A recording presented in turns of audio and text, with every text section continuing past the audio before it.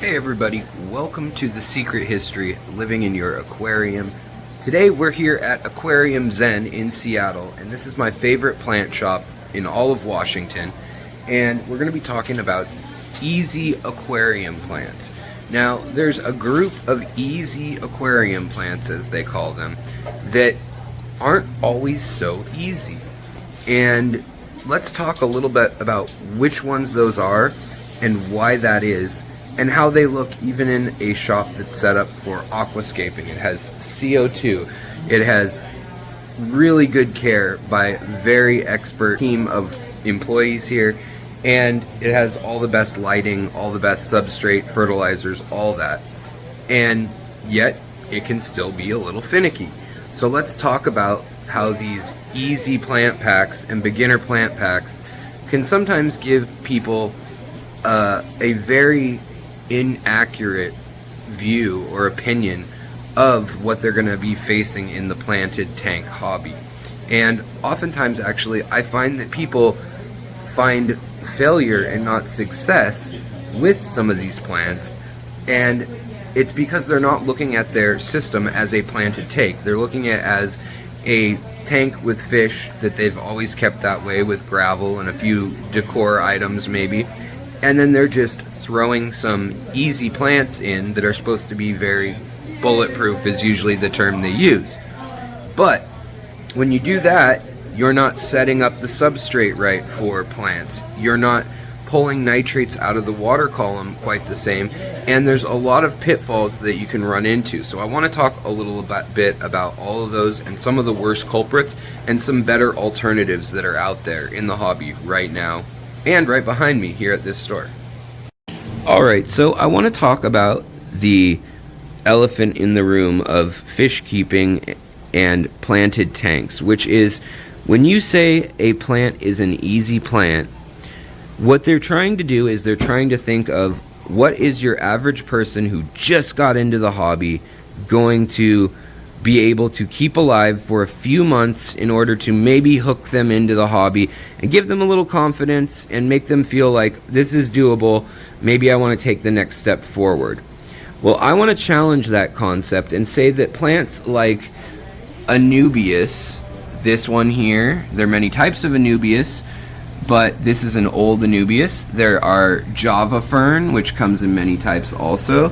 There are the sword plants, so you've got Amazon swords, Reuben swords, Prince Kleiner swords, bear, I mean, there's so many different names. Even without CO2, you can achieve tanks that have lots of stem plants and that you don't even need to do water changes on. You can literally just do water top-offs if you have a ton of stem plants, because stem plants are going to feed from the substrate and from the water column, and as long as you have a good enough light, which is another choke point when people say, oh, this is a hard plant, this is an easy plant. It all depends on your lighting and your substrate and your fertilizer dosing or how many fish you have. If you have a bunch of big angelfish, these guys are going to put out a bunch of nitrate.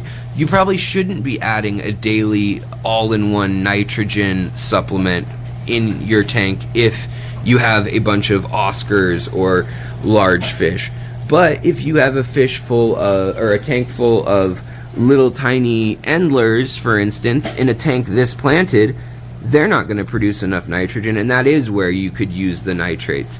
And the way stores and big channels that sell you these products tend to kind of try to make it easiest for everyone is they just say, well, stay on top of your water changes, and essentially that will reset all your nutrients every week, or however you do your 30% or 20 or 50, whatever percentage of water change you're doing. If it's a big percentage, it will reset that. But if you're doing that, a lot of times you'll be left thinking, okay, well, I bought this plant 4 months ago, it's doing just fine. But with Anubias and these epiphytic plants, even sometimes plants like Bucephalandra that are more, I mean, Anubias can be a very expensive plant. A start of Anubias can be expensive, and it's because it's a slow grower. And in high light, it will grow faster, but it's never going to just take off to the races and fill up your whole tank. For that, you want to look towards something like a hydrocotyle that's going to chain out and vine like a money wort or a penny wort, or a hygrophila, or, you know, if you want something similar to a carpeting plant but you don't actually have the high light and the substrate, you could use something like stargrass or valsinaria, and that will colonize and take over very easily too. Another truly easy plant is going to be your green or red tiger lotus, be them the small kind or the normal size. This is the normal size. They actually have a root, and in that root there's starch, there's carbohydrates and sugars that the plant has stored away. So even if you have gravel and not the best substrate, they can survive for a while off that. Now in the long term, you're going to want some root tabs or something in there, and you're going to want to put them down deep enough that the root tabs aren't just immediately leaching into your water column.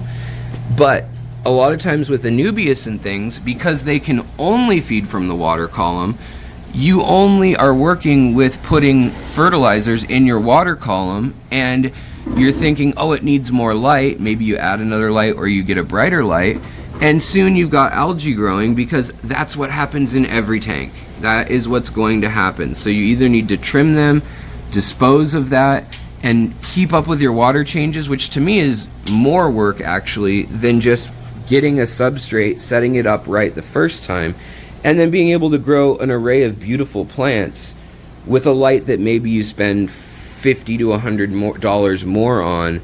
I think you go a lot farther. So for instance, another truly easy plant is the milfoil family of plants. It's such a good grower that it chokes out waterways, certain species, not this one.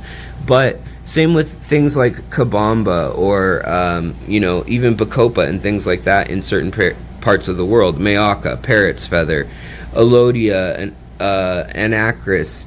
All those plants, in my opinion, are far better first or easy plants because they can be either put down in the soil and feed from that soil that your fish are adding to and creating mulm all the time. And if you want to give them a boost, then you can add that liquid fertilizer. But if you don't want to add that boost, you can just let them be, and they'll live off what your fish are putting in the water and off your excess food.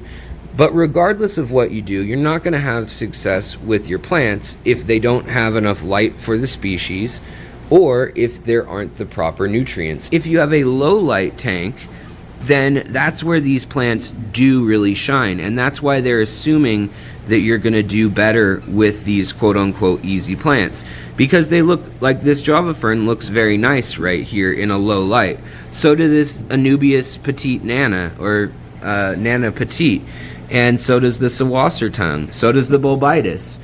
But if we were to put this same plant in a tank with higher light and didn't have any flow, like from a hang off the back filter that has a little kind of power head nozzle, you're gonna end up again with a plant that looks like this in a year, and you're gonna think, where did I go wrong? These yellow spots, this browning, all of this, when you go online, even the holes in the plant, you're gonna think, oh no, I'm a horrible fish keeper. When it turns out, maybe you just got a cleaning crew like Corydoras and Autosynclus and Siamese algae eaters that are great for your aquarium, but once they've cleaned a leaf literally hundreds of times in a year, sometimes they get a little rough on it and the leaves look damaged. All you need to do is trim those leaves.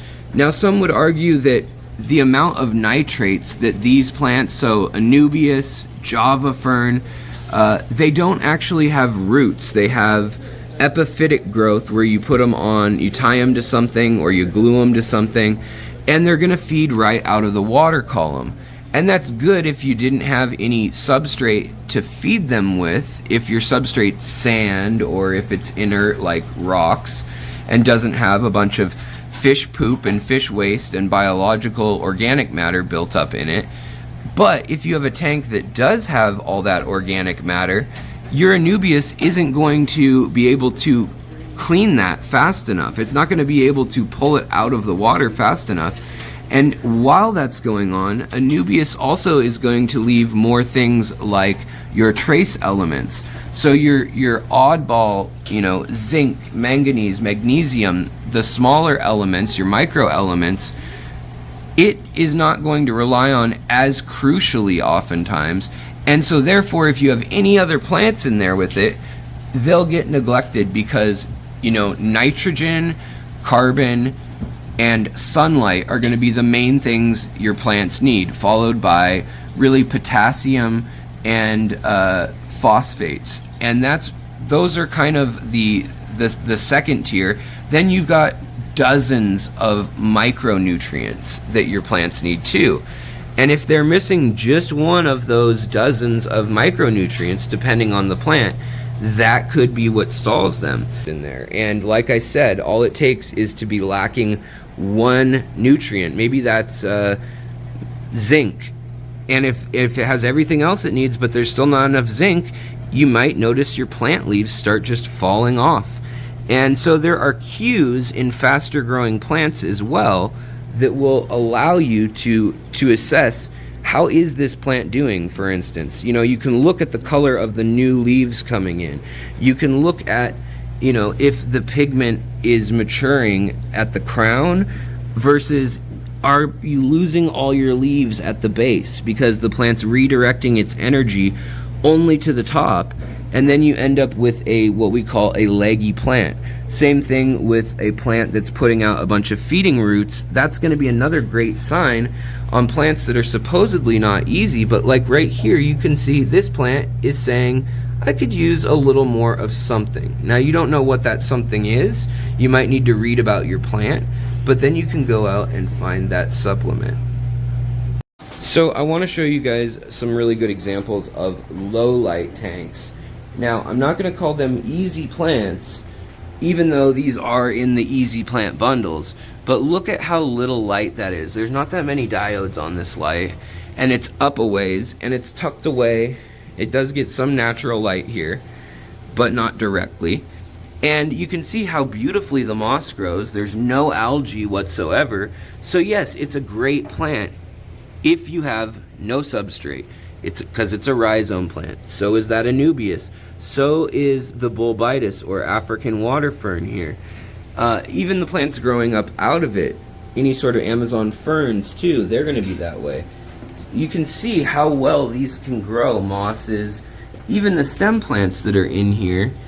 You can see when they don't have substrate, they don't look good, and therefore people say, you know what, it's not a good plant, it's a hard plant.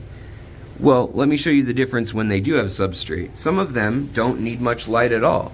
For instance, crypts, they don't need much light, and the difference between having, a substrate that has some minerality to it or root tabs in it can make a huge difference. All of a sudden you can get very dense growth. Also, having critters like shrimp to go in there and clean in between your fine leaf plants is going to make a huge difference as well. So having snails and shrimp and knowing which kind to have where, here again is that milfoil or the Madden Grossin that I never say right. But the same is true of Christmas moss or guppy grass, or sometimes it's called naja grass. You can have no fertilizer in there and it can sustain a few fish. However, nothing in here is really filtering through the nitrates. And you're gonna have to do water changes, especially if you want to keep shrimp. So does that make it an easier plant if you have to constantly do water changes? Or is this in fact an easier setup where the plants are constantly feeding? You've got plants outside of the tank, immersed growth, emerged growth.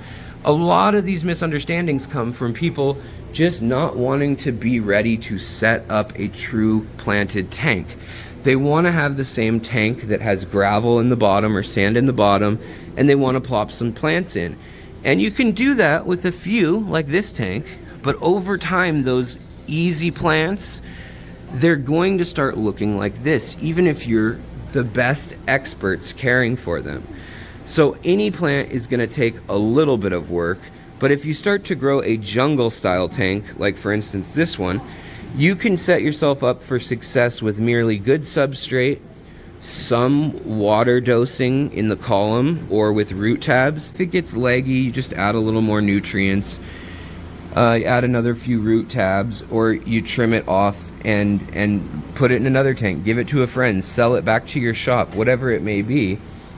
And what you needed in the first place, you don't need all these things necessarily. It does look absolutely beautiful at Aquarium Zen here with all this hardware, but you can get a light that's not, you know, $700. You can get a light that's $200 or $300 that could do the same thing. And this is a big tank. I mean, really, we're talking more like $150 or $120 for most people's tanks.